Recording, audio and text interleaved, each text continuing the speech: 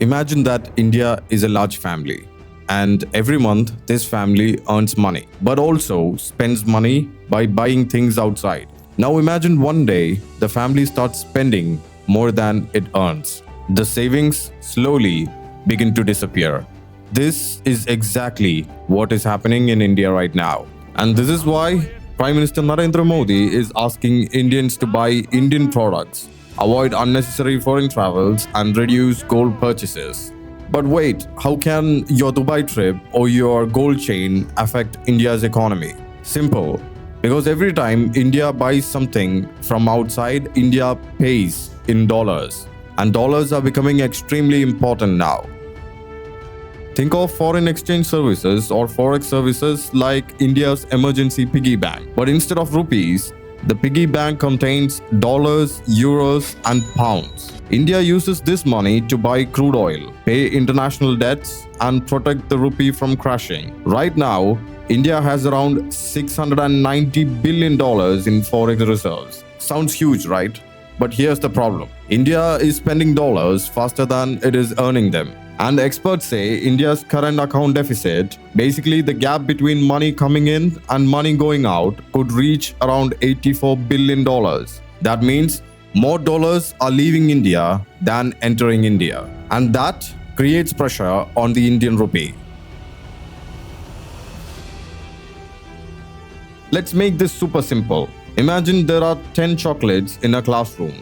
Suddenly, every student wants chocolate. What happens? The value of chocolate goes up. Same thing with dollars. When India imports things, Indian companies need dollars. So demand for dollar increases, but supply stays limited. That makes the dollar expensive and the rupee weaker. So when the rupee becomes weaker, everything that is imported would become costlier, especially oil. When oil becomes expensive, transport, food, electricity, everything becomes expensive. Basically, everything feels the pain.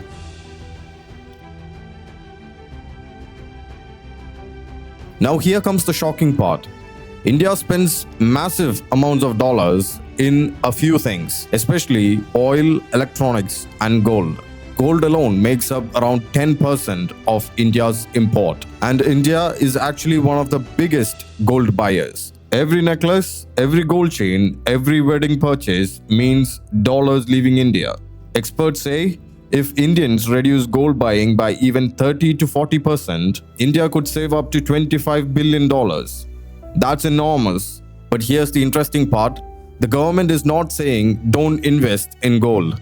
Instead, they want people to use things like gold EFTs or SIP investments. Because physical gold imports needs dollars, but digital investments stay inside India's financial system, meaning less pressure on forex reserves. Now let's talk about the foreign trips. In recent years, millions of Indians started traveling abroad. Dubai, Thailand, Europe, Singapore, and every international trip means currency exchange, hotel payments, shopping, foreign spending, all in dollars. India's overseas travel spending exploded from around $3 billion to nearly $17 billion in just a few years. This is a huge outflow of money. At the same time, India's tourism earnings actually slowed down, meaning more money leaving and less money coming in. And it is not just travel.